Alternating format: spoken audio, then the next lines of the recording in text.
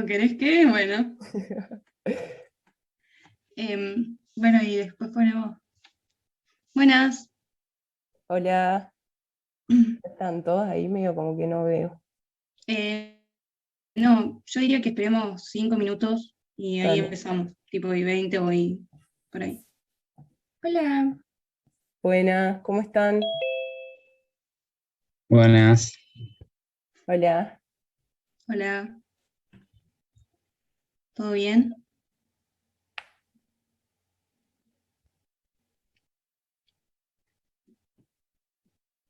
Yo ahí seguí admitiendo gente.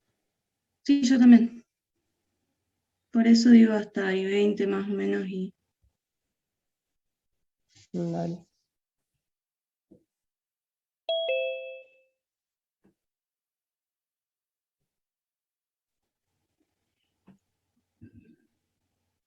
Bueno, igual yo creo que no hay problema con que hemos esas dos ahora. No. Mejor que para todos. Ahora lo hablamos bien y. Sí, igual si no hay nadie más en la sala de espera, les contamos. Sí, bueno, hablemoslo ahora, si no. Y. Dale. Buenas, yo no me conecté a otras guías, pero me presento, yo soy Mili, también soy ayudante de la cátedra.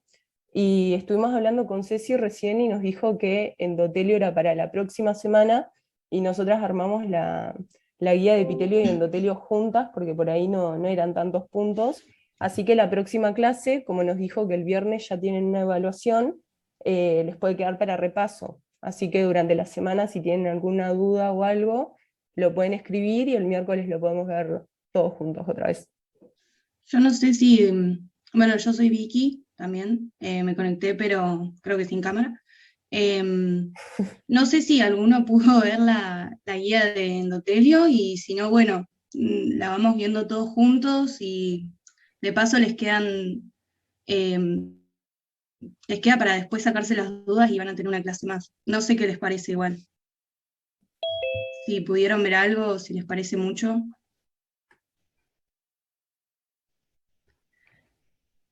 Yo no sé grabar.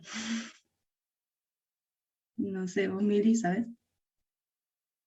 Preguntan si vamos a grabar la clase. No, ni idea, no sé si las otras las grabaron también. Creo que no. Cevita se encargada de esto. Sí.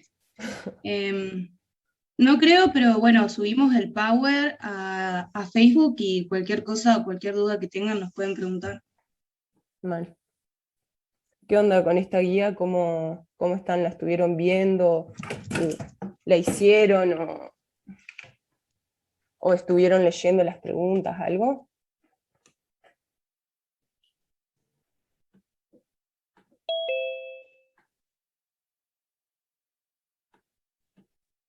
Bueno, Una era- pregunta, ¿la endotelio es la segunda parte, digamos, de la guía? sí. Sí, Ah, claro, yo hice solo en realidad leí la primera parte. Bueno, igual em, tranquila, la vamos viendo, cualquier duda que surja pueden preguntar y si no, la semana que viene la podemos repasar. sí, bueno, no pasa nada. Acá también dicen que no alcanzaron a hacer toda la guía y sí, hay ejercicios que se repiten del año pasado también. Pero bueno, lo vamos viendo todos juntos y Dale. ¿Arrancó? no, pará. Ahí preguntan en el chat si vamos a ver solo la segunda parte de la guía. No, la idea es ver las dos partes porque preparamos las dos partes. Pero esta semana solamente se veía la primera parte.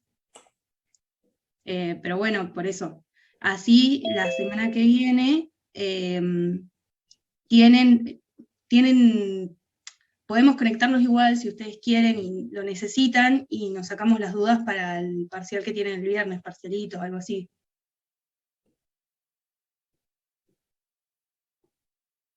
Bueno, Mili, ¿querés empezar? Dale. Bueno, yo arranco con epitelio. Sí. Ah, corta, se me retrabó. Ahí está. Bueno. Ay, ¿cómo saco la barra de acá arriba? No se ve igual, ¿eh? No, pero yo sí me molesta, no puedo leer. ¿Me lees por fin? me Sí. tapa ahí. Cada vez que tomamos un vaso de agua, nuestro organismo puede tardar entre 5 y 120 minutos en absorber todo el agua ingerida. La mayor diferencia en el tiempo de absorción es entre el tubo digestivo vacío con una alta tasa de absorción y más lenta después de una comida. Recordando lo aprendido sobre el sistema digestivo y compartimentos líquidos en biología, realice un modelo o dibujo en el que quede plasmado el recorrido del agua ingerida y donde consten todas las barreras que atraviesa, desde la luz del tubo digestivo hasta una célula cualquiera del organismo. Acá les puse más que nada la absorción en todo el tracto gastrointestinal, porque dice un vaso de agua que supuestamente son 250 mililitros, y después que habla si la persona comió algo o no, también depende de la consistencia del alimento o en la situación fisiológica en la que esté esa persona. Vi que en la sala de espera me aparece gente. No, Entonces, yo acepto, no pasa nada. preferí hablarles de absorción en el tracto digestivo en general, y también teniendo en cuenta las secreciones a las distintas alturas de todo el tracto digestivo, teniendo en cuenta las glándulas salivales también, y el páncreas, la vesícula biliar, que eso después les va a servir para digestivo. Pero bueno, como acá hablaban de absorción, acá les señalé que en el estómago hay muy poca absorción, en el colon de 1 a 2 litros por día, y en el intestino delgado de 7 a 8,2 litros por día. Entonces les hice esta tablita, no estaría apareciendo. Se me retrabó, ahí está. Balance de fluidos del tracto gastrointestinal, y les puse secreción y absorción. Las secreciones de las glándulas salivales, estómago, jugo pancreático, biliar, intestino delgado, en colon, que no secreta nada, todo se reabsorbe, y el total por día que se absorbe, y la pérdida por heces, que sería este total. Como que hice ese balance, me pareció como que les va a servir más para digestivo que empezar a hacer cálculos con mililitros y eso. No sé si alguien había hecho este punto, si le dieron bola o no. Bueno, pasamos. El punto 2 dice, la primera barrera que seguramente aparece en su modelo es el epitelio de revestimiento del tubo digestivo, que separa el medio externo, la luz del tubo, del medio interno del organismo, el líquido extracelular o LEC, y que tiene tanto función absortiva, secretora y de defensa. A partir de sus conocimientos de histología del epitelio del intestino delgado, lugar donde se realiza la mayor absorción de agua del tubo digestivo, en el modelo adjunto señalé los tipos de uniones celulares de este epitelio. Acá únicamente les marqué estas dos, porque son como las que me pareció que estaban señalando, porque por ahí, qué sé yo, acá puede haber otra unión, y no puse las uniones en célula y matriz extracelular, sino que únicamente célula-célula. ¿Alguien me puede decir qué uniones marcó? ¿O cómo se llamaban estas? Ocludens, Las uniones oclusivas, Bien, bien. ¿Y las otras? dermosoma, ¿no? A ver, no. ¿Cómo? No escuché bien. Son adherens, ¿no es esa? Sí, muy bien. Ahí la unión estrecha son un lado ocludens, y la unión adherente son un lado adherens. Entonces les puse este cuadrito que lo saqué del Silverton, y ahí les señalé que estuvimos hablando de uniones célula-célula. Entonces tenemos acá las uniones estrechas, que estas uniones son uniones oclusivas que restringen el intercambio de sustancias, y que están formadas por dos proteínas que son la claudina y la ocludina, pero que pueden modificarse según las necesidades del cuerpo, teniendo grados variables de filtración, y que hacen que las células estén fusionadas, y que esto es muy importante a nivel del tubo digestivo, porque seguramente ya sepan que hay bacterias. Entonces esa es la función que cumplen las uniones estrechas. Y después las uniones adherentes, que son parte de las uniones de anclaje, que dentro de las uniones de anclaje están las uniones adherentes y los desmosomas. Estas uniones tienen la función de darle una fuerza mecánica al tejido, ¿no? Esta que se refiere a tubo digestivo, para que resista las contracciones del peristaltismo, y nada, acá les puse, pero para que tengan en cuenta que también hay otro tipo de uniones, los desmosomas que tendrían que estar acá también, las uniones GAP que aparecen en otras células, y acá los hemidesmosomas, y les puse cómo están formadas. Acá podemos ver cómo son las uniones estrechas, ven que unen ambas células, y acá hay un ejemplo de otro tipo de uniones que no aparecen en ese modelo de células, pero que están también, que son las uniones GAP, que están formadas por conexinas, forman los conexones, y acá tenemos a los desmosomas, que estos estarían todos en las membranas laterales. Después tenemos en el punto 3 que nos pedía que hagamos un modelo de células eh, eh, poniendo todos los canales que aparecen en el texto este. ¿Alguien quiere leer el texto que aparece en el punto?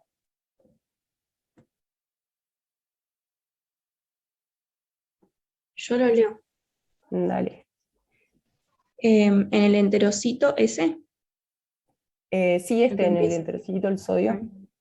En el enterocito, el sodio es bombeado hacia el exterior, hacia el líquido intersticial, por una bomba de sodio-potasio ATPasa, localizada en la membrana vasolateral, hecho que genera una baja concentración citosólica de sodio. El gradiente de sodio facilita el ingreso de este desde el lumen por el borde apical a través de canales específicos ENAC, no sé si se pronuncian así, Sí, y a través del cotransportador de glucosa SGLT1. Reciente evidencia sugiere que el SGLT1 sería transportador de agua en una relación 200 de agua, 2 de sodio, 200 moléculas de agua son, ¿no? sí. 2 de sodio, 1 de glucosa durante el periodo postalimentación o en presencia de monosacáridos luminales. El modelo clásico de acoplamiento osmótico explica que los movimientos de sodio desde el lumen hacia el intersticio promueven el movimiento de agua transcelular por difusión simple y por acuaporinas 1 y 3. También el enterocito por actividad de antiporte sodio-protón NH3, antiporte de cloro bicarbonato apical y del cotransporte potasio-cloro vasolateral hacia el intersticio se moviliza cloruro de sodio. Este movimiento de cloro, que se suma a la salida de glucosa hacia el intersticio a través del GLUT2, colabora con el aumento de osmolaridad y así con el movimiento de agua paracelular a través de la tight junction, no sé cómo se pronuncia. Sí, está bien. Les iba a preguntar, ¿alguno buscó qué significa esto? ¿O a qué se refiere? ¿Qué pueden formar estas uniones tight?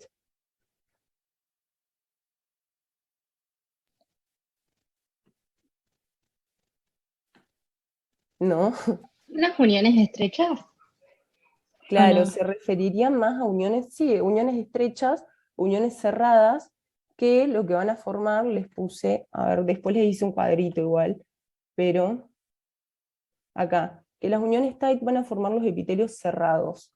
Hay epitelios cerrados y epitelios abiertos, que obviamente van a estar compuestas por las uniones que vimos anteriormente, y que algunas, dependiendo de la situación fisiológica, se van a poder modificar, y la importancia de estos es que tienen una baja permeabilidad a iones, una alta resistencia eléctrica transepitelial, porque vieron que la primera parte del párrafo habla de que genera baja concentración sistólica de sodio, entonces eso va a generar una diferencia de potencial transepitelial, que lo vamos a ver también, y se opone a la transferencia de iones, como por ejemplo el colon, les puse. Vieron que en el colon no hay secreciones y hay reabsorción, pero no de cualquier ion, porque es un epitelio cerrado. Entonces eso después lo vamos a ir viendo, pero se los puse porque me pareció importante, porque lo hice ahí el texto, y por ahí como que queda re fuera de contexto. Les dividí las células en dos porque por ahí son un montón de transportadores, así que vamos a separar los 3 primeros párrafos y después el último. Acá la bomba de sodio y potasio en la membrana vasolateral siempre va a estar, siempre. O sea, no se pueden olvidar de la existencia de la bomba de sodio y potasio, y también bueno, los transportadores SGLT, que cotransportan sodio y glucosa, las acuaporinas 1 y 3, que después estas las van a ver que están en renal también, los transportadores ENAC, que permiten el transporte de sodio, y el transporte de agua, que ¿qué tipo de transporte sería? Transcelular. ¿Cómo se dice? Difusión facilitada. Difusión facilitada sería con estos transportadores, pero este es transepitelial o transcelular. Y si pasara entre las uniones que estuvimos viendo, ¿qué tipo de transporte sería? Paracelular. Paracelular. Y acá hice la otra célula que tiene media re humilde mi célula, pero acá les puse los otros transportadores. Después me di cuenta que debería haber puesto el SGLT2 en la misma célula que el SGLT1, pero bueno, acá les puse el transportador NHE, que es un contratransporte de sodio y protón, CLD, cloro, ion bicarbonato, cloro, potasio, y acá, fíjense que todo esto, si estamos absorbiendo porque estamos en intestino, glucosa, llega a la sangre a través de este. Lo mismo pasa con el sodio, ingresa el sodio y a través de la bomba sodio y potasio, el cloro, vieron que es como que los transportes se siguen, ¿no? Lo que está en la membrana apical y lo que está en la vasolateral para reabsorber todo esto. Pero lo que no hay son transportadores de potasio, no sé si se dieron cuenta.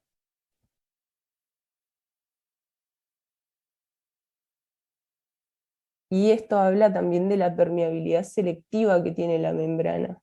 La profe Kremer nos dijo que estuvieron viendo un poco de esto. ¿Qué hace la permeabilidad selectiva de la membrana? Tiene un nombre, esa redistribución específica de iones que hay. Genera un potencial de membrana.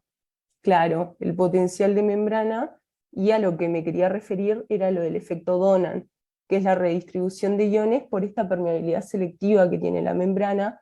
Entonces, el movimiento de potasio hacia el interior celular y de cloro hacia el líquido extracelular, lo que va a ser mantener una electroneutralidad a costa de una alteración en el gradiente osmótico. No sé si se acuerdan un poco de lo del efecto Donan. Sí, como habla de aquellas proteínas aniónicas, o sea, en realidad aquellos componentes aniónicos que no son permeables a la membrana, y por ende eso va a generar un equilibrio o una reacomodación de las cargas para permitir que haya una electroneutralidad. Claro, es eso. Lo más importante es eso, que la membrana no es permeable a las proteínas que están en el citosol, entonces por eso va a ingresar potasio. Y otra cosa importante es que en el balance corporal de potasio, la mayor cantidad de potasio está dentro de la célula, y que la difusión de potasio es uno de los principales mecanismos para generar el potencial de membrana. Entonces, por eso es re importante el movimiento del potasio. Además, lo que está diciendo Mili, las primeras guías son tediosas, pero son la base para entender después el resto de los sistemas. Los transportadores son un montón, no se los tienen que aprender de memoria, pero van a ver que a medida que vaya avanzando la cursada, los van a ir relacionando y van a ir entendiendo qué hace cada uno. Pero esto del efecto Donan es básico para después entender, no sé, en renal, qué pasa con las proteínas, en digestivo, dónde se absorbe, qué se absorbe, por qué se absorbe ahí y por qué no se absorbe en otro lado.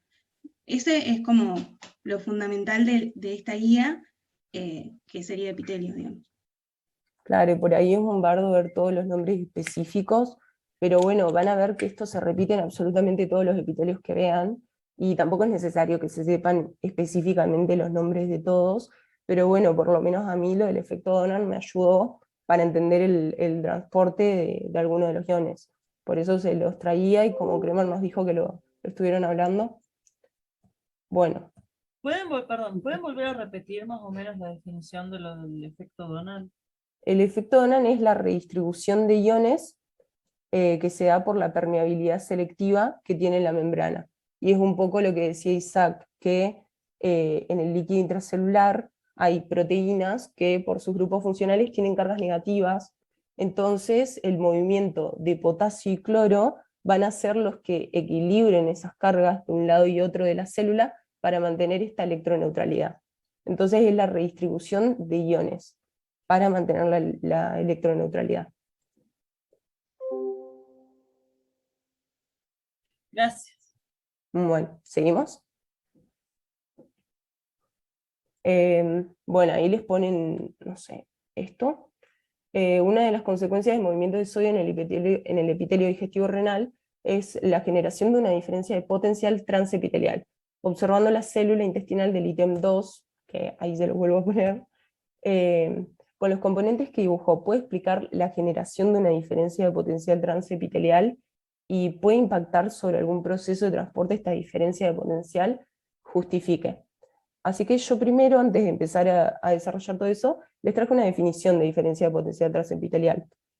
Y puse diferencia de cantidad de cargas eléctricas en el interior y el exterior celular generado por el transporte de iones a través de los canales con disposición asimétrica en la membrana celular, que era lo que veíamos, que la bomba de sodio y potasio siempre en la membrana vasolateral, que hay transportadores de sodio en la membrana apical, eso es la distribución asimétrica, que genera un almacenamiento de energía o potencial que permite el movimiento de iones a favor de su gradiente eléctrico y de concentración.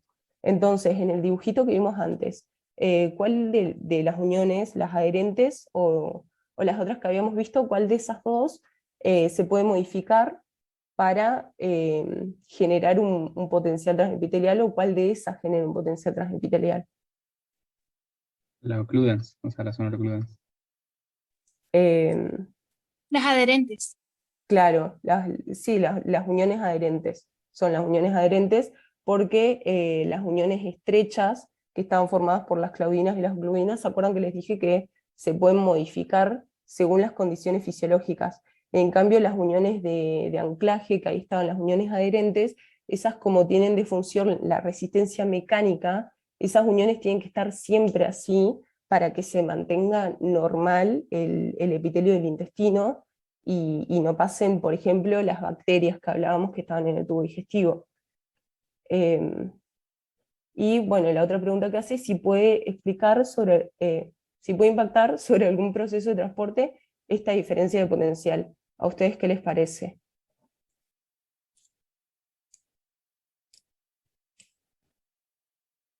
Sí, no es que afecta el movimiento de líquidos a nivel transcelular, o sea, de agua, por ejemplo, al Claro, permitir de que se agua, mantenga por esta ejemplo. diferencia.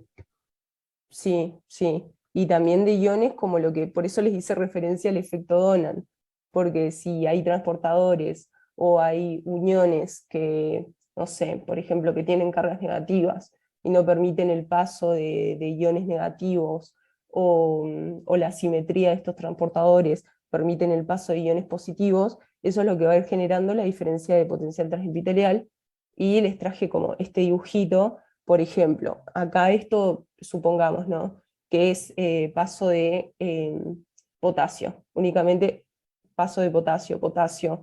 La diferencia de potencial transepitelial que se va a generar en la luz, ¿ustedes qué creen? ¿Es positiva o negativa?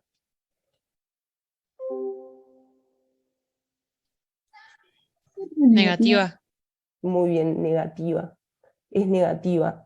Entonces, esta carga negativa me va a permitir el transporte vía paracelular de otros iones y vía transepitelial de agua, por ejemplo, o de iones muy pequeños o de iones neutros. Y les traje otro ejemplo, que esta es una célula principal del túbulo distal de renal, que después lo van a ver. Este transportador se llama NAC y esto es ROMK, la bomba de sodio y potasio en la membrana vasolateral. Entonces tenemos el ingreso de sodio que genera una diferencia de potencial transepitelial negativa, que esto permite la salida de potasio. Y esto es regulado por la liberación de aldosterona. Entonces, si por ejemplo en una situación se libera péptido natriurético auricular, por ejemplo, que sería en la situación opuesta en la que se libera aldosterona, este canal de sodio va a estar bloqueado. Entonces, si no ingresa el sodio, no va a haber una diferencia de potencial transepitelial negativa y el potasio no va a salir. Esa es la importancia, ¿no?, de la distribución asimétrica y de las uniones y de los distintos estímulos que pueden modificar esto dependiendo de la situación fisiológica en la que estemos. ¿Se entendió eso o le hice media larga? Sí, se entendió. Buenísimo. se entendió.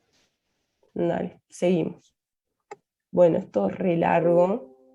Y dice que hay que construir un modelo de epitelio abierto y uno de epitelio cerrado.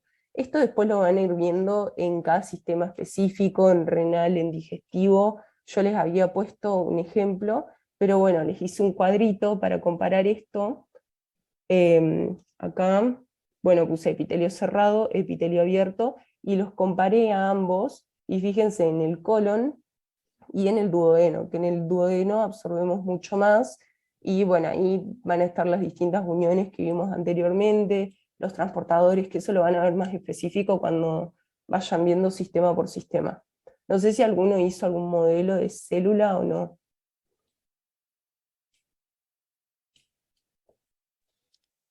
Yo no la hice. No, yo no, tampoco. Bueno, por ahí les va a servir más esta comparación de epitelio, y bueno, cualquier cosa el ejemplo, ahí. Y el otro punto decía, considera que un epitelio por señales químicas u otros mecanismos puede pasar de ser cerrado a abierto. ¿Ustedes qué creen? ¿Que no? Que sí, Que sí. porque Que sí.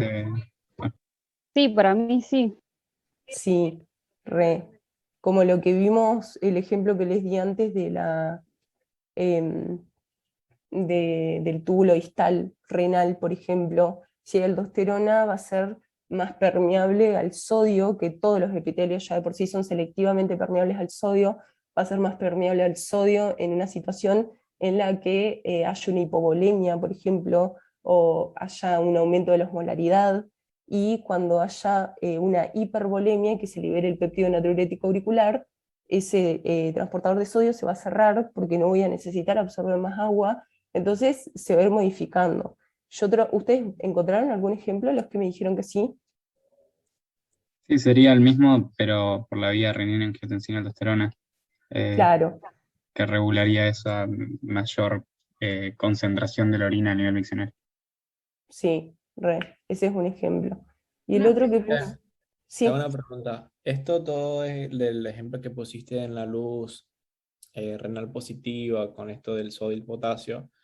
¿Está dado entonces por el efecto Donan, por la redistribución desigual de los iones? claro, como que se puede entender más así, pero como hice referencia a eso por el tema de que veíamos que entraba una carga positiva y salía una carga positiva también. Como que más que nada hice referencia a eso porque se tiene que mantener la electroneutralidad, pero, pero sí, no sé qué, qué entendiste vos de eso, o los confundí al ponerles ese ejemplo. No, el ejemplo se entendió, de lo de renal se entendió, pero como habías en un principio hablado del efecto Donan, pensé que era por esto, digamos, de la Claro, desigual. sí, Ok. sí, también es por eso. ¿Alguien más había Sí, preguntado? yo Creo tengo que una pregunta. interrumpí. Sí, ¿El epitelio abierto o cerrado tiene que ver, no, o sea, con las proteínas que unen a las células o es solo en la membrana basal y apical? tiene que ver con los tipos de uniones que hayan entre las células, con las interacciones células matriz extracelular, con los transportadores que hayan en la membrana apical, los que hayan en la membrana basolateral, el estímulo eléctrico, químico de alguna hormona que modifique eso, es todo. Como por eso yo les había puesto el ejemplo de las hormonas antes, porque también yo cuando lo vi pensaba en las uniones solamente, y después, cuando van avanzando los sistemas, van viendo que es comunicación de todo. Entonces, que sea abierto o cerrado, piénsenlo más como que es más permisivo para el paso de ciertos iones y ciertas sustancias, o menos permisivo. Pero como que todo influye. Buenísimo, gracias. Y el otro ejemplo que les traje es el de cardio, que después van a ver cardio. La transmisión eléctrica a través del sistema de conducción estimula la apertura de las uniones gap que interconectan a los miocardiocitos, y ese estímulo eléctrico permite que esas uniones gap que están cerradas se abran, que esos conexiones se abran, porque la contracción cardíaca, a diferencia de el músculo esquelético, depende principalmente de las concentraciones de calcio extracelular. Y cuando se despolariza la membrana por un estímulo eléctrico, para que el corazón tenga una contracción coordinada, el ingreso de ese calcio y el estímulo eléctrico permiten que las uniones gap se abran, entonces que el flujo de calcio vaya hacia todos los miocardiocitos y que les permita la contracción coordinada. Ese también es otro ejemplo, que a diferencia del músculo esquelético, que creo que lo tiene la próxima semana, que tiene el reservorio de calcio en el retículo sarcoplasmático. Y bueno, y acá tiene un ejemplo de aplicación clínica de la fibrosis quística, que también habla de la diferencia de potencial transepitelial que estuvimos viendo, pero nada, es un texto de aplicación clínica que por ahí no sé, datazo creo que se los pusieron porque pensé que había que hacer algo con esto, pero no. Y bueno, eso sería epitelio. ¿Les quedó alguna duda? Fui medio rápido. No va bien. Hay que analizar un poco más el tema, pero bien. Bueno. Vic, ¿seguís vos? Sí. Dale. Bueno, capaz no, pará. ¿Qué? No sé, ¿saben algo de endotelio? ¿Se acuerdan algo de las materias anteriores? No necesariamente leer algo, somos todos compañeros y si dicen alguna cosa que no va, no pasa nada. Sí, vale. Pero tratemos como de hacerlo entre todos, así al menos se llevan algo de endotelio y no tienen que hacer doble trabajo después. ¿Alguien sabe qué ¿No es es el endotelio? el epitelio plano simple que recubre a los vasos? Sí. ¿Y qué es lo más importante del endotelio? O sea, ¿qué es lo que se tienen que llevar? Que cuando alguien les dice endotelio, ustedes tienen que saber. Es una característica súper importante. Es que regula la vasoconstricción o vasodilatación del vaso, valga la redundancia. Claro, regula el tono muscular, digamos. Ahí está. Y además de eso, ahora sí, si queréis, pasa. Además de eso, el endotelio normal ustedes se tienen que llevar de hoy, que se caracteriza porque es todo inhibitorio. Inhibe la contracción vascular, la adhesión plaquetaria, el crecimiento de las células musculares lícidas, o sea, es todo anti cualquier cosa. Entonces, una de las funciones, todas las funciones que tiene son las que están ahí, esto lo saqué creo del BES, que forma una barrera con permeabilidad selectiva, regula el tono vascular, que es lo que estaban diciendo, es antitrombótica, no sé si vieron algo de coagulación, de lesión, bueno, igual todo esto lo van a ver más adelante, pero tienen que saber las funciones básicas del endotelio, básicamente. ¿Pasó una más? Bueno, ahí está lo que dije, que es por acciones inhibitorias. Y acá abajo, bueno, también esto es del BES, creo, que tapiza los vasos, como dijeron ustedes, y si ven más abajo, dice, la mayoría de las enfermedades cardiovasculares refleja una disfunción endotelial. Esto lo vamos a ir a ver ahora a lo largo de estos puntos y van a entender por qué, pero bueno, Y básicamente eso, datazo del contexto que vivimos ahora, claro, de COVID, que es por los receptores que están en el endotelio, por eso se dieron cuenta que es una enfermedad vascular y no pulmonar. claro. Datazo. Bueno, me faltó Y ahora editar no esos, está. porque no tienen la transición. ¿Y qué hago, Vic? ¿Las corro Ponele, ahí? Así, ahí. sí, ahí está, total, no pasa nada. Después lo cambio. Bien. Bueno, el endotelio es un epitelio simple plano que recubre todos los vasos sanguíneos y linfáticos. Y se constituye una barrera estructural funcional y los fenotipos endoteliales varían entre los diferentes órganos y los segmentos del lecho vascular dentro del mismo órgano. Entonces, a partir de esto, identifique los diferentes fenotipos endoteliales y las estructuras que los diferencian, las estructuras que permiten que cada uno cumpla la estructura, y en qué órganos creen ustedes que van a estar ubicados. El primero, ¿qué les parece que es?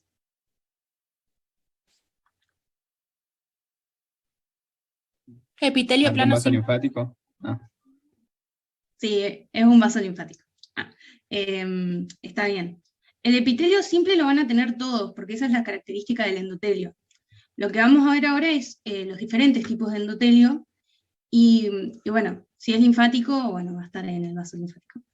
Pero se caracteriza básicamente por la superposición de células que va a tener, que lo que van a hacer es un efecto de contracción. y eso le va a dar la dirección centrípeta que es característica del vaso linfático, que es ahí donde está señalando Mili. Bien, ¿querés pasar? El de al lado, no importa. Quedó mal organizada la presentación. El segundo, ¿qué creen que es? Si no alcanzaron a leer. ¿Un capilar puede ser? Sí, ¿y cómo se llama? Fíjate que Claro. tiene abertura. Fenestrado. Fenestrado. Discontinuo. Discontinuo. Sí, Sinusoide. discontinuo. ¿El fenestrado cuál es? También está ahí. El de al lado. El de al lado. Sí. Claro, sinusoide o fenestrado. Y el otro, perdón, nada que ver. Discontinuo o sinusoide. Y el de al lado, continuo o fenestrado.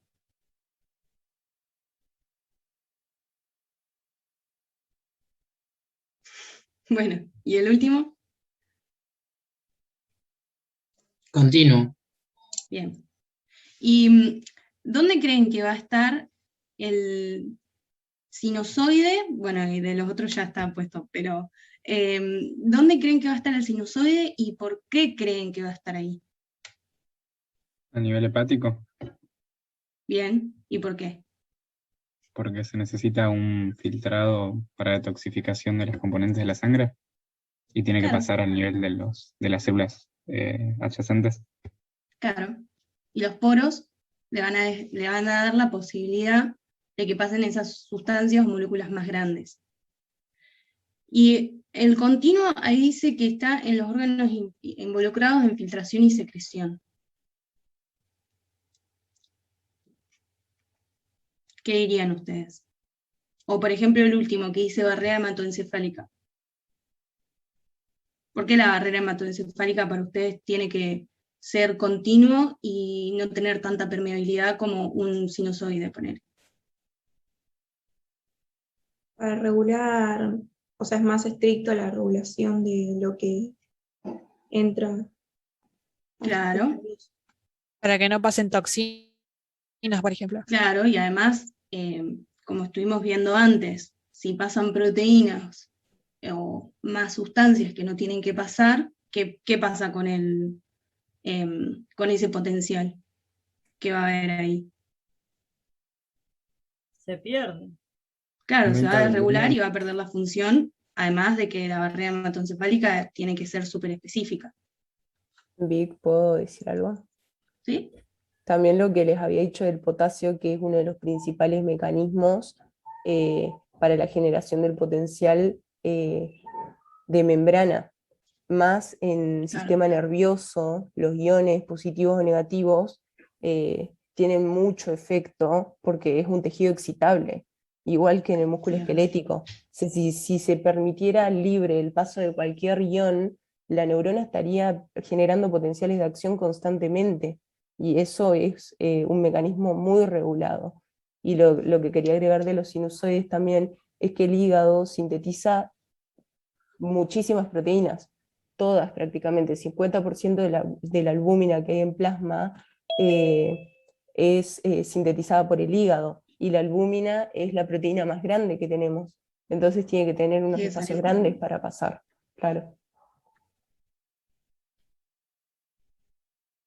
¿Sigo?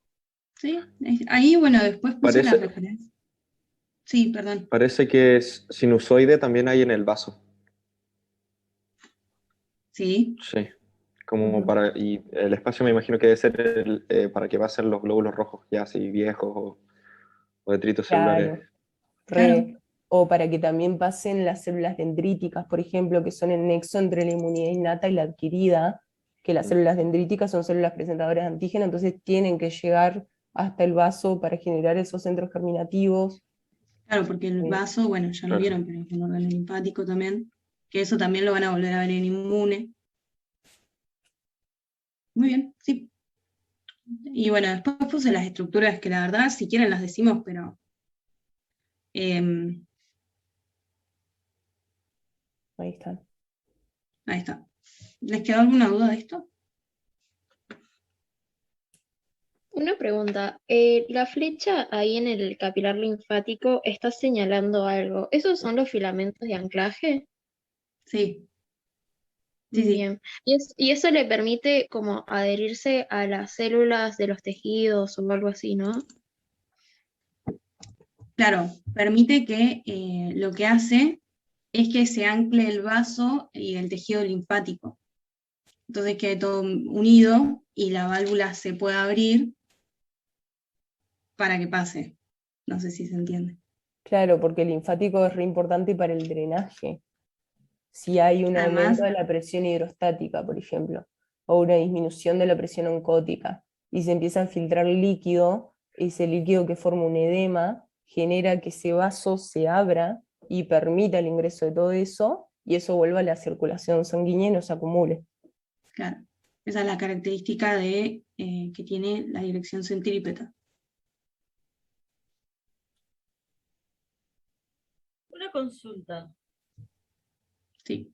Se podría pensar que mientras más continuo, mientras como más, bueno, sí, cerrado y hermético es lo mismo casi. Pero mientras más juntas están las células endoteliales en el capilar, como más hermético es el medio que quiere generar adentro, por ejemplo, en el caso de la barrera hematoencefálica. Claro, mientras más, o sea, cuando es continuo es porque más selectivo es lo que va a entrar. En cambio, un sinusoide no tiene tanta selectividad. Y eso va de la mano también con las características de cada órgano. Hay órganos que permiten el paso de grandes moléculas y hay otros que no. Por lo que hablábamos recién, o como dijo una compañera, bacterias, proteínas de más en el líquido dentro de la barrera hematoencefálica, eso aumenta la presión y genera un montón de cambios en el microambiente neuronal, que no tendría que haber. Así que sí, mientras más continuo, más selectivo es hacia lo que va a entrar a ese ambiente, a esa célula.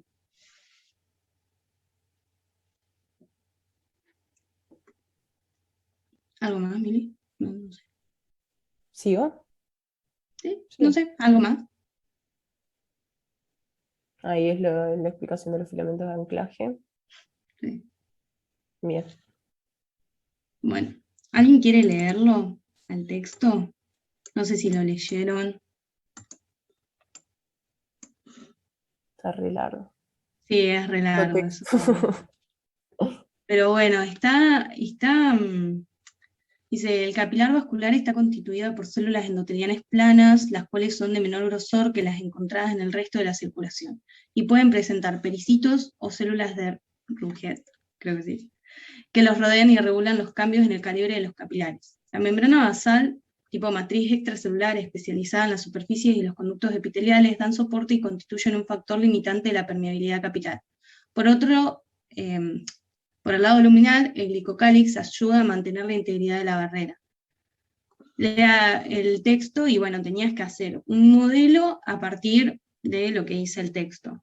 Este texto es muy parecido, no sé, hay un punto más adelante que ponen dos textos que habían que leer sobre glucocálix para hacer un mapa. No pasa nada, acá dicen los componentes que tienen cada uno, no sé si quieren que lo leamos, si lo quieren leer cada uno. Claro, porque estaba viendo que dice los componentes únicamente. Tipo, Es el cómo mismo está texto que formado. está en el paper, es el mismo. ¿Crees que pasa el Sí, grafitito ponelo. directamente? Sí, bueno, ese es mi dibujito casero. Pero si pasás, está la misma imagen en el paper que subieron las profes, más bonito. Y bueno, nada, básicamente los componentes. La célula, ¿querés volver para atrás? Me gusta más en mí. Las células endoteliales, las glucoproteínas, también los proteoglicanos, que van a estar también anclados a las células endoteliales, de ahí los glucosaminoglucanos y el hialuroninato entre todas las demás proteínas de las que hablamos recién. Yo igual creo que de esto no es mucho, es más que nada saber cómo está compuesto y más adelante se ven bien las funciones, digamos. Claro que, por ejemplo, ¿no? Tiro una, que el proteoglicano, como tiene carga negativa, es importante a nivel de la filtración renal. Por ejemplo, además de tener el endotelio fenestrado, está el proteoglicano con cargas negativas, que también impide, repele a las proteínas que tienen cargas negativas. Como que esas serían una de las funciones. Lo paso y Sí. explicas las otras. Bueno, ahí había que hacer un mapa que decía glucocálix o glicocálix. Es una dedicada estructura funcionalmente importante en la barrera plasma endotelial y con implicancias en los procesos fisiológicos. Lean los siguientes artículos, señale ideas principales y construya un mapa conceptual. No sé si alguien lo hizo, si pudieron leer los textos. Bueno, ahí les puse la definición de mapa, porque, bueno, ahora no sé si tanto porque es virtual, pero en la presencialidad se insistía mucho en la diferencia entre mapa, red. Entonces, nada, para que sepan que siempre que hagan un mapa van a tener que jerarquizar la información desde lo más general hasta lo menos general, digamos.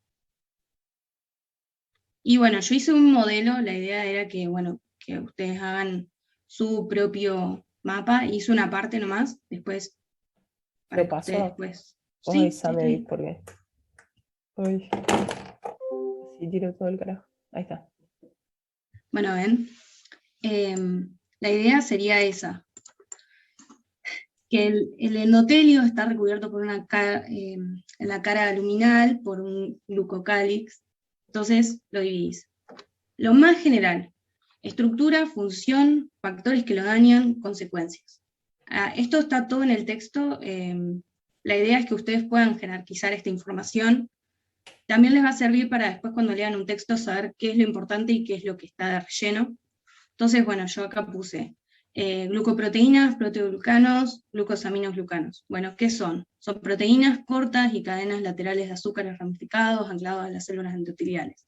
Los proteoglicanos, cadenas proteínicas a las que se unen múltiples moléculas de GAG, y los glicosaminoglucanos es hialuronidato y eso. No sé si tienen alguna duda sobre cómo hacer un mapa, no sé si leyeron los textos o no. Capaz que no, no pasa nada, porque la guía no se veía hoy, pero...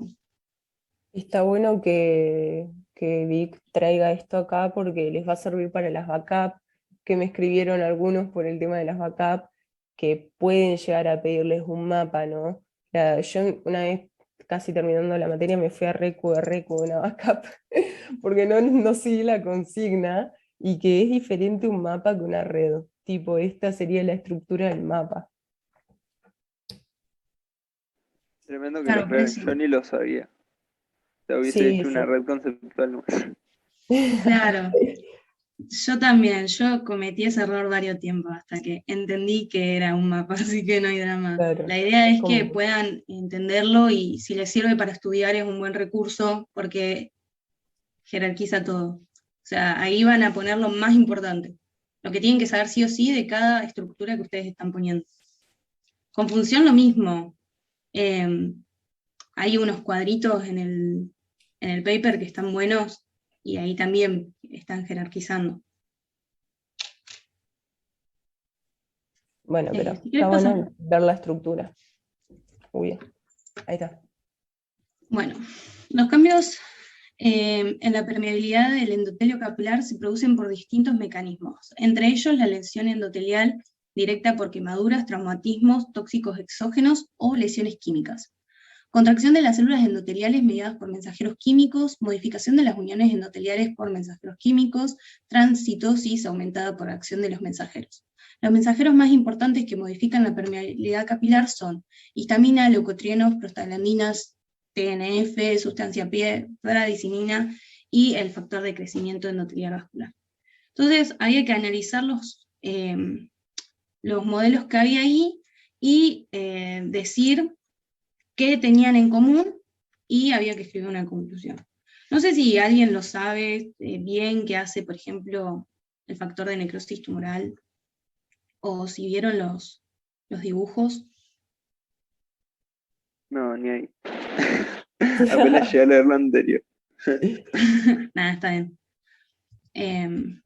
como Por quieran. ahí, no sé si alguno haciendo esto, que no sé cómo se vive ahora, viste que está todo diferente, Sí, pero no ahí tienen hay más algunas esto. cosas que las ven en biomolecular. No tienen más biomolecular. ¿No les dan esta parte? Empezamos con histología y embriología. Claro, ahora el segundo cuatrimestre podemos biología molecular. Yo hice una pequeña conclusión, no es nada muy... ¿Y Básicamente la lo paso? que... sí, ahí dice que induce la síntesis de moléculas de adhesión, aumenta el óxido nítrico y receptores específicos. Si ustedes se fijan, todos los cambios en las células mediados por estos mensajeros químicos van a necesitar un receptor propio dentro de la célula. Entonces, cuando ese mensajero se una a ese receptor, va a haber un cambio conformacional. En este caso, nos va a mostrar en este y en la imagen siguiente, si quieres pasar, cómo hay un cambio conformacional en el epitelio, la membrana. Si ustedes ven, en el de la izquierda, dice que está en condición de reposo, no está el factor de crecimiento vascular unido a nada, las caderinas están unidas, y toda la cascada adentro está normal. En cambio, si van, cuando aumenta la permeabilidad, el factor se une a su receptor específico, desencadena una cascada y hace que esas caderinas se separen y cambie la conformación de esa membrana. Entonces, va a aumentar la proliferación y motilidad de las células endoteliales ante receptores específicos y van a regular la permeabilidad. Porque cuando se separa la caderina, le está dando paso a moléculas para que pasen entre estas células, que es lo que vimos antes en la guía anterior. No se tienen que saber la reacción completa, la más importante creo que es la que viene después, la del DAC, ¿está? Sí. La histamina es algo muy importante y también, si ustedes ven, en los tres se da lo mismo. Se expresa un receptor en la membrana específico para ese mensajero se acopla, hay un cambio conformacional y se desarrolla toda una cascada que lleva a la parte final, que va a ser cambio conformacional, aumento de algo. En este caso se está dando la contracción, entonces inhibe o desinhibe la contracción. Lo importante de todo esto es eso, que hay ciertos mensajeros que van a necesitar un receptor específico que cuando se una va a dar un cambio conformacional en la membrana. La del IP3, la cascada del IP3 en histo era muy importante, que es esa que está marcando Mili ahí, por el tema de que, bueno, se va a liberar el calcio, que ese calcio, eso lo van a ver en la guía, bueno, en la de músculo liso, cómo se da la contracción muscular, pero eso va a ser importante porque va a ser un mecanismo del músculo también para que se dé la contracción. No se la tienen que saber de memoria, simplemente tienen que saberlo más. Claro, en el músculo grueso. esquelético y les preguntaba lo de biomolecular porque, no sé, se la aprenden para fisio, para biomolecular y hay un 2x1, por eso les preguntaba. Que esta sí es Claro. importante, las otras ni idea, pero esta sí. No, las otras creo que no. Pero bueno, no sé si esto ya lo habían visto en alguna materia o si les queda duda de algo. Sí, porque ahí termina. Ah, no. No, quedan los últimos 2 puntos. Bueno. Yo por lo menos no lo vi, pero digamos, es aprenderse lo que surge de esa reacción, digamos, o como... No es aprenderte la reacción de la cascada, es entender que hay mensajeros que van a necesitar un receptor específico para poder actuar sobre la membrana y sobre ese órgano, ponele. Entonces, no sé, no me acuerdo si en Respi van a ver que la histamina a nivel del pulmón tiene una función especial. Y bueno, ¿cómo llega la histamina hasta ahí? Bueno, porque la membrana tiene que expresar esos receptores específicos para ese mensajero. Yo eso es lo que entiendo, que ante la presencia de un mensajero si esa célula lo puede expresar ese receptor, se va a unir y va a haber un cambio conformacional. Yo creo que ahora eso es lo más importante de entender, que hay mensajeros químicos que van a poder unirse a las células porque van a tener esos mensajeros. Perdón, Claro, esos receptores. Entonces, no, nada. ay, Perdón. No. no aprenderse molécula por molécula porque es un montón. No, solamente hablamos la de la fosfolipasa C porque se dan un montón de otras células, pero como que este mecanismo, la importancia que tiene es que, por ejemplo, en el páncreas para la liberación de insulina también pasa algo similar. Y hay receptores específicos que cambian de conformación, hay segundos mensajeros o no, y depende de ese segundo mensajero es si se va a dar una citación u otra. Por ejemplo, los receptores que están acoplados a proteína G, depende si es proteína GS, va a pasar tal cosa, y si es proteína GI, no va a pasar. Es como que es más que nada eso, no aprenderse que la fosfolipasa C lo divide en diacilglicerol y fosfatidilinositol, 1, 4, 5, como, es un montón. Esa Es sí saber, por es ejemplo, importante, pero las otras no. Claro, es por ejemplo saber que si es proteína G, I va a ser inhibitoria. Entonces, cualquier proceso que se esté dando se va a inhibir. En cambio, si es S, se va a promover. Y eso van a tener ese juego de inhibe o desinhibe, o vasocontrae o vasodilata durante toda la materia. Lo van a ver en microcirculación, lo van a ver en pulmón, en renal, o sea, todos básicamente tienen este mecanismo molecular, digamos. Por eso es importante, digamos, que lo entiendan. Que entiendan que si está acoplado a proteína GI va a pasar una cosa. Si está acoplado a proteína GS va a pasar otra. Y también algo importante a tener en cuenta es que si los receptores están en la membrana, la molécula que se una no va a ser lipofílica. Claro, no va a poder atravesar y va a Necesita... necesitar un mediador para poder ejercer su acción. Entonces, ahí ustedes también van a entender, por ahí no sé si en fisio, pero todas estas cosas que ustedes van a ir conectando y van a ir entendiendo les van a servir para las otras materias.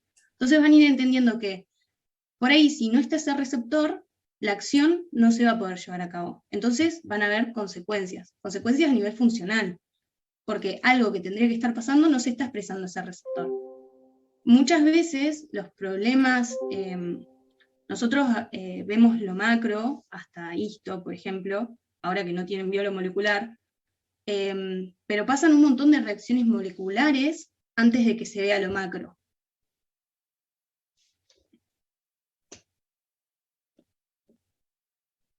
No sé si ahí se entendió mejor. Sí, se entendió, gracias. Bueno, ¿sigo? Sí. Bueno, este punto sí es importante. Al principio capaz se van a hacer un lío entre vasoconstrictor, vasodilatador, porque en un lado dilata, en el otro contrae, pero bueno, tranqui, a todos nos pasó. Y es de lo importante que decías vos, Vic, de la especificidad del receptor, que por eso en algún lado ese mismo mensajero hace una cosa u otra. Claro.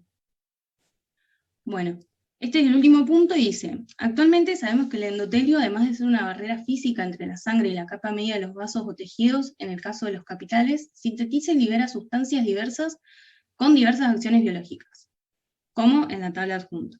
Complete la tabla con mensajeros que se mencionan en la bibliografía recomendada y, bueno, de cada conjunto de acciones, bueno, eso lo puse después. Bueno, en la tabla hay vasodilatadores, vasoconstrictores, antitrombóticas, protrombóticas. No sé si los conocían a todos, si en el capítulo vieron algunos nuevos, si tienen dudas con alguno.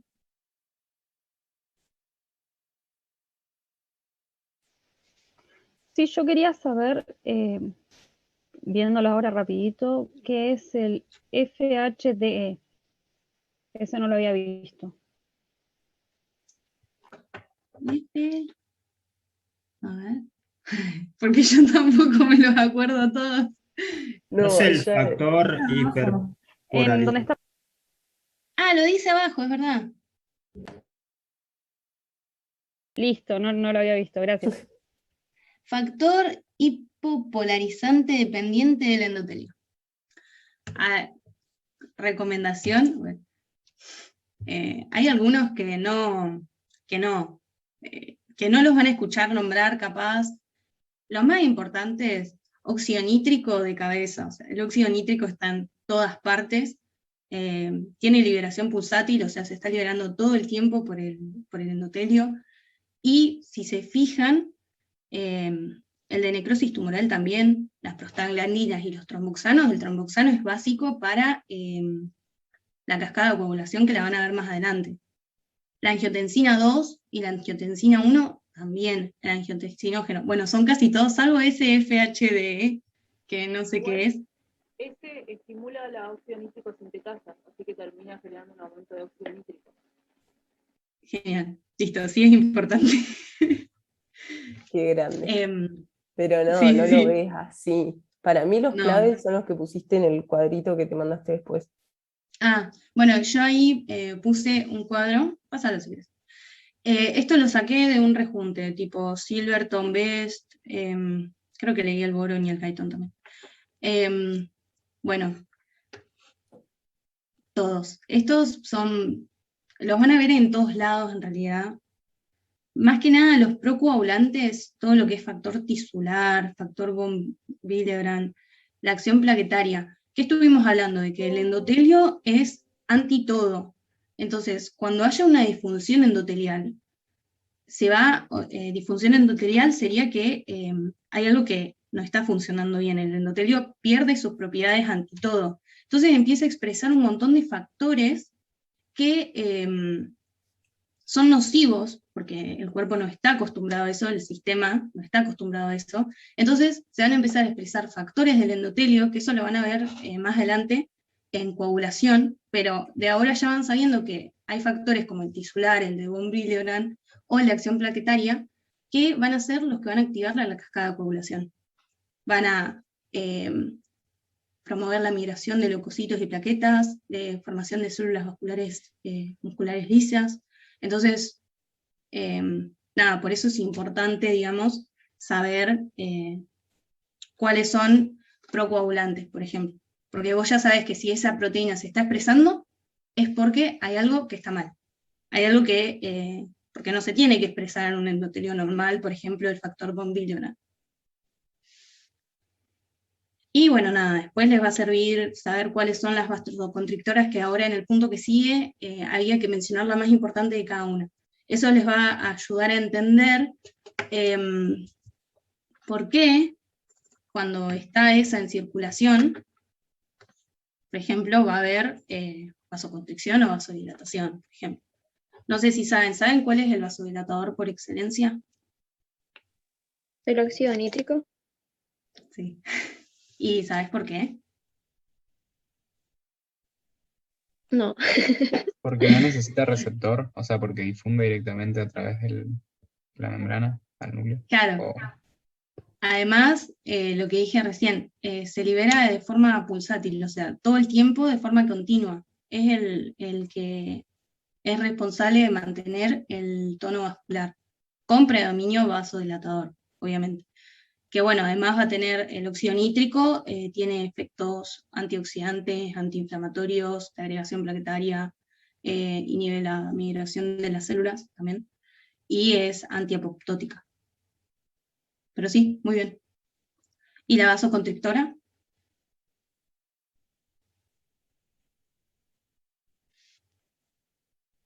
¿La histamina? No, pero es un vasoconstrictor, pero no es la más sensible, digamos. No. La más sensible es la endotelina 1, o eso encontré yo. Bien, muy bien, sí, la endotelina 1. Que esa es la más potente porque es muy sensible en el riñón. Es la más sensible de todos. Entonces, ejerce su acción mucho más rápido. Bueno, antitrombótica. No sabes, igual. Pásala si quieres, porque... Dale, estas las voy pasando así como... Sí, en esa general. yo... Sí, Les va a prostaglandina y pasar 2, nada. bueno. La de inhibición del crecimiento tisular, óxido nítrico, por lo que estuvimos hablando recién. No sé si a alguno le queda...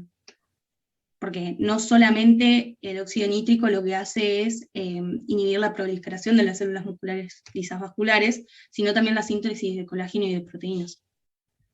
Y bueno, también en la inhibición del crecimiento de las células, pueden poner heparina, heparansulfato, glicosaminoglucanos, que es lo que explicó Mili antes, lo de las... bueno, protombrótica, el factor tisular, que ese es porque es el que va a iniciar la cascada de coagulación, porque se va a unir al factor 7A. Nada, lo van a ver después, bueno, no pasa nada. Pero básicamente es uno de los más importantes. No sé si tienen dudas en alguno. ¿Saben por qué los radicales libres son proinflamatorios? No es porque producen daño tisular, digamos, daño tisular en el sentido de que, no me acuerdo bien el proceso, pero al ser radicales libres, como que van rompiendo las moléculas. Claro. Entonces, Oxidantes. Bien.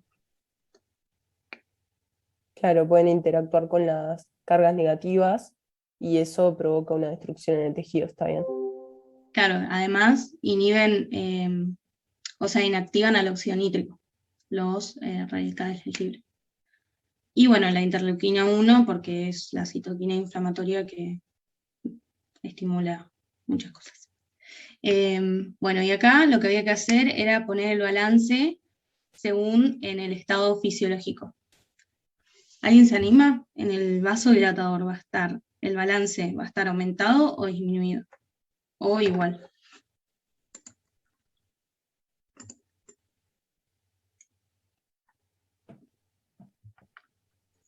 Ay, no entiendo bien la consigna. ¿Cómo sería? O sea, en estado fisiológico, ¿qué es más normal que encuentre? Ah, ¿qué predomina? ¿Vasoconstricción o vasodilatación? O sea, ¿va a estar aumentada la vasoconstricción o la vasodilatación? La vasodilatación. Vasodilatación. Claro, y va a estar disminuida la vasoconstricción. ¿El endotelio es protrombótico o antitrombótico? Anti.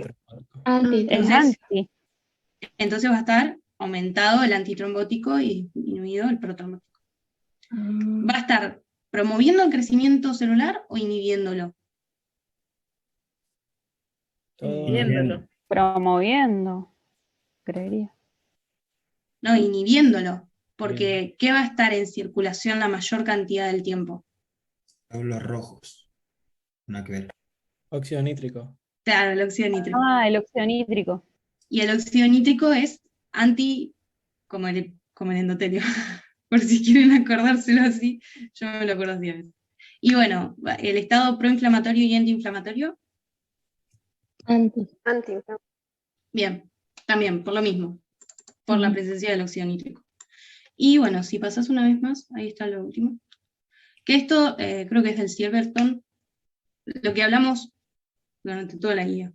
Que el endotelio alterado va a estar alterado por diferentes factores, como puede ser la dislipemia, la hipertensión, la diabetes, y va a traer todo lo que no era. Vasoconstricción, agregación plaquetaria, adhesión de leucocitos, migración del crecimiento de las células musculares lisas. ¿Pasás una vez más? Bueno, esto es lo que les dije al principio, que la formación de trombos y placas ateroscleróticas está relacionado directamente con la disfunción endotelial, porque aumenta la permeabilidad. Entonces, ¿qué pasa? Las LDL, que son moléculas grandes de lípidos, son transportadores de lípidos, pasan a la íntima, y ahí empiezan a acumularse. Así a grandes rasgos, ¿no? Y eso es todo.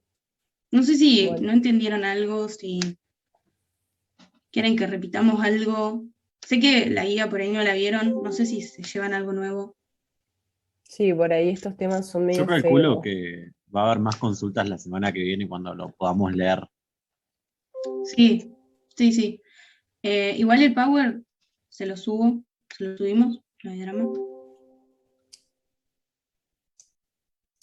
Bueno, muchísimas gracias. Todo re bueno en la Bueno, clase. chicos. Gracias. Sí, se reentendió, chicas, unas chicas. genias. Estuvo Muchas gracias. muy bueno.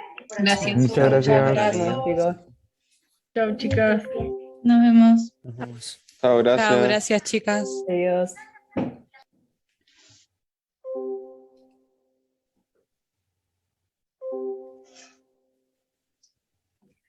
Sigan re rápido. Ni ganas de estar tanto tiempo. Encima viendo estos temas feos. Sí, son re densos los primeros temas, la verdad. Pero bueno, espero que se haya entendido.